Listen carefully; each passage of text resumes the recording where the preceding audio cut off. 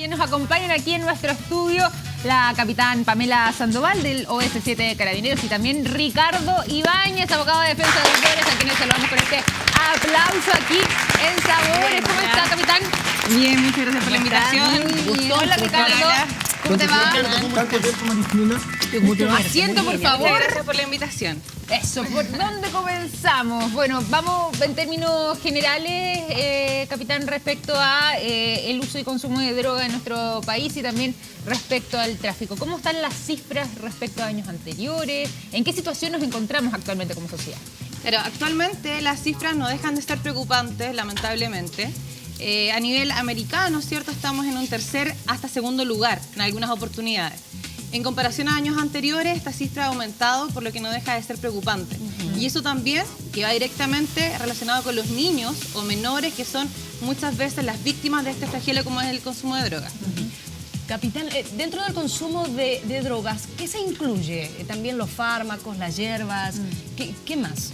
Claro, a ver, tenemos drogas, ¿cierto?, que son legales e ilegales. Eso es súper importante destacar. A ver. Por ejemplo, las legales tenemos que son los cigarros y el alcohol, que no dejan de ser drogas, pero están legalizadas. Y dentro de las ilegales tenemos marihuana, pasta base, cocaína, que lamentablemente cada vez es mayor su consumo. Ahora también, por ejemplo, hay muchas dudas referente a los fármacos. Y esto es súper importante señalar, que todos los fármacos que uno adquiera tienen que ser bajo una prescripción médica. Siempre.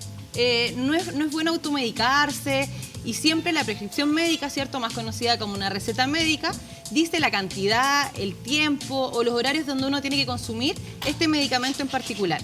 Hoy en día vemos muchas ferias libres que están entregando y vendiendo de forma no regular cualquier tipo de fármacos y medicamentos y lamentablemente llegan a los niños. Sí, llama la atención una de las noticias de hace muy poco de cómo utilizan los niños y hacen desafíos, entre ellos es muy extraño. No, el consumo de los fármacos. Ha pasado a ser un tema de que muchas veces los jóvenes se lo toman a la ligera. Y hoy día, y para contextualizar un poco la normativa que regula esto, hoy día tenemos la ley 20.000, ¿no es cierto?, que es la ley de drogas del año 2005, que reemplaza la antigua ley de drogas, que establece, se sanciona no tan solo el tráfico, porque muchas veces los jóvenes tienden a pensar de que es el tráfico, el delincuente el cual es sancionado. No, sanciona el microtráfico, sanciona conductas como el cultivo, como la elaboración, la producción, el tener materiales, elementos que sirvan para la producción, distribución, facilitación del consumo de ciertas personas.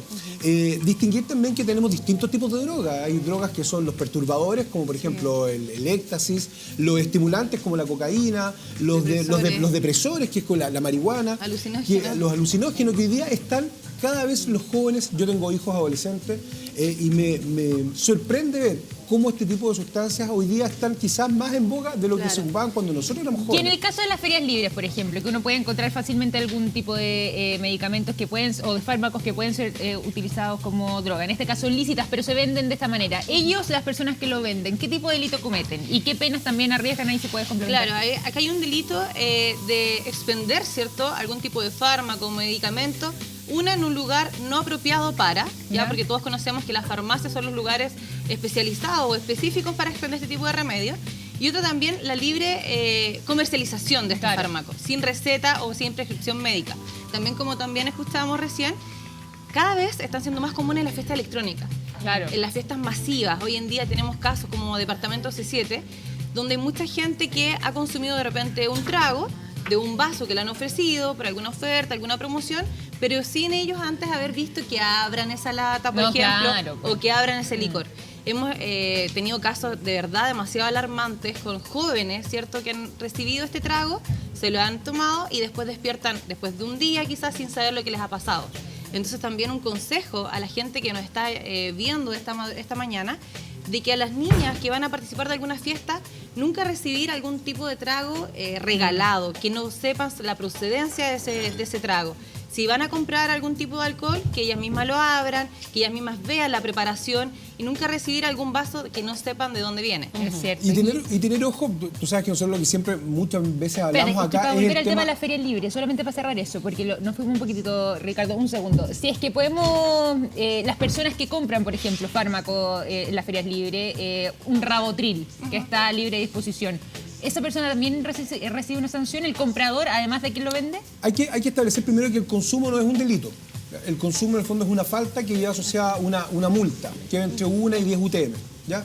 Lo que tiene sí sanciones es el microtráfico, que va de 541 a 5 años, el tráfico de 5 años a 15 años y la producción que puede llegar a penas de cárcel inclusive de 20 años. En el contexto de lo que te quería enlazar, precisamente con este tema de la fiesta electrónica, donde los jóvenes muchas veces a través de estas drogas como la burundanga pierden el control de su impulso o el control de sus acciones, tiene que ver con relación con las herramientas de crédito. ¿Cómo enlazamos el tema de las deudas con el tema de las drogas? Sí. A ver, muchas veces los jóvenes van a estas fiestas y bajo los efectos de estas drogas son bandas que se aprovechan de obtener los avances en efectivo disponibles en las tarjetas de crédito. Claro. Así como muchas veces vemos que esto termina en delitos sexuales o en delitos que atentan contra la persona, nosotros también nos ha tocado ver oportunidades en que evitan contra delitos contra la propiedad.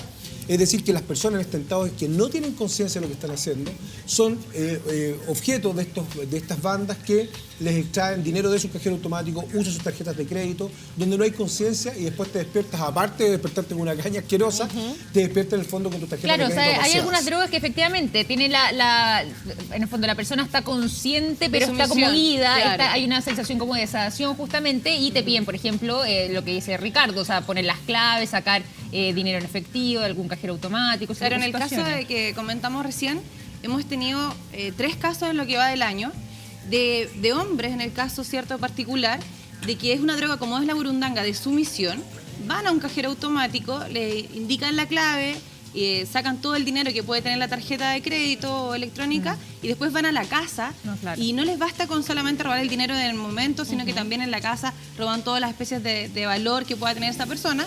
Y en el caso de las mujeres, lamentablemente, muchas veces llega a las violaciones.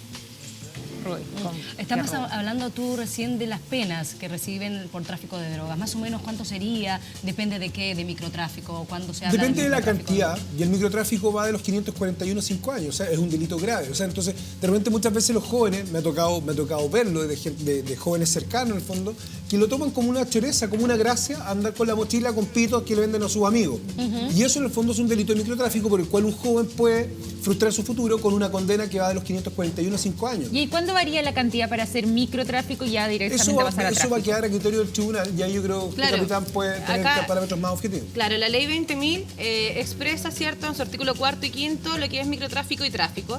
Y como no hay un límite de 5 papelillos van a ser microtráfico, ni 10 van a ser tráfico, solo que las circunstancias, el tribunal las evalúa y va a verificar si es un tráfico o un microtráfico.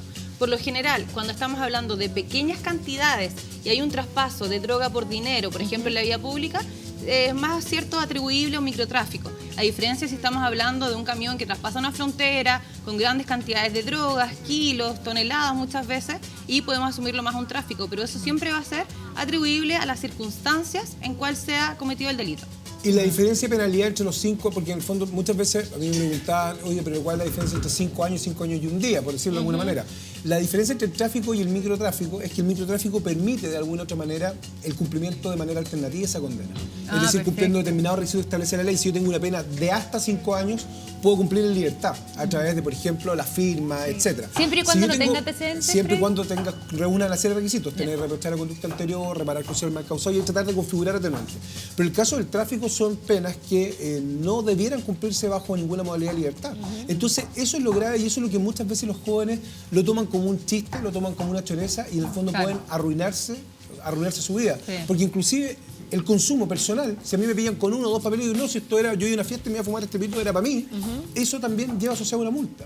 Recuerda que la única forma de poder cultivar, muchas veces los jóvenes también lo ven como una choreza tener en su pieza una plantita. Claro. La única autoridad que puede autorizar el cultivo de una droga es el Servicio Agrícola Ganadero, el SAC, donde yo con 4 meses de anticipación debo decirle, ¿sabes qué? Que yo el próximo año quiero plantar, tú me autorizas y recién con esa autorización yo podría hacerlo de manera Mira. legal. Recuerda que hoy día está en discusión el tema del uso medicinal, Sí. de la droga, y donde hemos tenido municipalidades, creo que la municipalidad La de Florida. La Florida logró una autorización por parte del SAC, pero son casos muy excepcionales. Entonces, si el joven, usted que está viéndolo en la casa, tiene su hijo como una choreza, tiene una plantita, créame que eso lo puede meter en un gran problema. Comentabas que el consumo no tiene, solamente tiene Multa. multa, pero no pena. Claro, lo que cárcel. pasa es que- Siendo así, ¿cómo podemos evitar el consumo de las drogas? Es fundamental la comunicación que tiene que existir en la familia. Por ejemplo, si yo conozco bien a mi hijo, sé las costumbres que él tiene, los hábitos de Los comunicación, las amistades que frecuenta, los lugares que frecuenta, qué fiestas va, con quién se junta, con quién está en el colegio, por ejemplo, cuáles son los horarios de llegada, de salida. Y no estamos solamente hablando de un control, porque esto no se trata de un control, sino de más bien conocer a nuestros familiares y que haya un tema de comunicación. Hoy en día también estamos viendo la campaña de hablar primero, ¿cierto? Y eso lleva directamente a no castigar, a no castigar primero antes de conversar. A ver, ¿por qué tú probaste ese cigarrillo? ¿Qué te llamó la atención? ¿Por qué quisiste probar, por ejemplo, la marihuana? Claro, antes de netamente castigar por ese hecho, retarlo. Hay y muchos tirarle la padres oreja. que antes de conversar con sus hijos en sus casas, lo castigan. Primero el castigo, ya tú no vas a salir de la casa, tienes prohibido el internet, las redes sociales, y después quizás por mucho tiempo pasa cuando ellos preguntan, oye, ¿por qué tú consumiste este tipo de droga? ¿O qué te llevó? Y hoy la campaña que estamos retomando también como Carabineros es el conversar primero. El conversar primero y después claramente ver cómo se ayuda. Eso es sumamente relevante porque hoy día también tenemos cifras donde nos damos cuenta que esto comienza en actitudes muy tempranas, o sea, niños de 11, 10, 12 años ya están probando de repente el alcohol, un par de años después ya están con la marihuana, bueno, el cigarro para qué decir. Entonces, estas son conversaciones que hay que empezar a tener desde muy chiquitito. Claro, entonces es fundamental la comunicación y que esté todo claro en casa, ojalá primero. Porque si uno como padre no le explica a sus hijos qué es la droga, fácilmente va a venir un amigo o un tercero a explicar qué es la droga. Y no quizás en la mejor circunstancia. Entonces quizás por llamativo o por probar cosas nuevas. Hoy en día la gente o los jóvenes, los niños buscan mucho experimentar sensaciones nuevas. También tenemos las redes sociales que han ayudado mucho al consumo o microtráfico de la drogas. comercialización. Y en ese contexto también yo creo que es sumamente importante como padres, sobre todo a los jóvenes, a los adolescentes, clarificarles, más allá del consumo, etcétera, clarificarles a qué es lo que se expone. Hoy día nosotros, por ejemplo, con el tema del alcohol, es súper, la ley Emilia, ya sabemos que está en el inconsciente colectivo y que si tú llegas a chocar curado te vas preso, que no te sacan ni el papa, que tienes que tener al menos un año de prisión preventiva y que de esto no se escapa nadie. Pero muchas veces respecto del tráfico, del microtráfico, porque en realidad pensar que un joven va a andar traficando grandes cantidades es más difícil. Pero el microtráfico, decirle, ¿sabes qué? Si tú haces esto te expones a una pena de 541 a 5 años. Y que si vuelves a cometerlo por segunda vez no vas a tener beneficio y puede que te tengas que ir a la cárcel efectivamente a cumplir una condena. Muchas veces los jóvenes cuando tú, y en ese sentido los gringos tienen programas muy entretenidos de televisión donde exponen a los jóvenes a situaciones de verdad. O sea, si tú te sigues portando mal, vas a estar en la cárcel y te vas a tener que poner este overol naranjo y vas a estar con este tremendo gordo, grande, musculoso, compartiendo celda. Y en el fondo son estas terapias de shock que de una u otra manera hacen que los jóvenes, todos hemos sido jóvenes, y todos sabemos que en el fondo somos tremendamente impetuosos, medios irresponsables, nos creemos dueños del mundo, que nunca nos va a pasar nada, que nunca nos va a pasar nada, pero cuando nos refleja en la realidad, sabes que si tú haces esto es lo que te expones, yo creo que muchas veces cambiaríamos un poquito o depondríamos nuestros cuerpos. Eso, oye, tremendo además los dos porque desde los dos, mira, Ricardo siempre aportándonos también con la parte legal y tremendos conocimientos y Capitán, de verdad, que clarísima. Hacer un llamado finalmente yo creo para ir cerrando la conversación a la gente hoy día, un día tan importante que se conmemora justamente la prevención. Hoy día estamos celebrando la prevención del consumo de drogas, invitar a los padres que se acerquen a conversar con sus hijos, que muchas veces una conversación en casa es más cercana y puede evitar que nuestros hijos consuman drogas el día de mañana y perderlos definitivamente en la familia. Sí, muy bien. Ricardo, ¿algo más que quiera agregar usted? Solamente que los jóvenes tengan claro lo que se exponen. Nosotros como padres tenemos que educar a nuestros hijos. Sí, pues. Y educar en el fondo desde la formación valórica y también educar en base puede sonar feo, un poco al miedo. Al miedo de viendo, oye, si haces esto te puedes exponer a esto. A uno como padre le cargaría ver un hijo en la cárcel, le cargaría ver un hijo sometido a este tipo de problemas, porque muchas veces lo hacen de choro, lo hacen por chorizo y muchas veces sin necesidad. Es increíble con el microtráfico, y usted, capitán, puede tener quizás más información que yo al respecto, con el microtráfico ha aparecido en familias del segmento ABC1 de nuestra sociedad. Claro. Porque pasa a ser como un chiste, pasa a ser una choreza, financiar el carrete en base a venderle drogas a nuestros Claro, y bueno, Muchas gracias. hay que tener alerta entonces con eso. Les agradecemos a los dos, Ricardo, de Defensa de Autoría, y por supuesto también la Capitán Sandoval.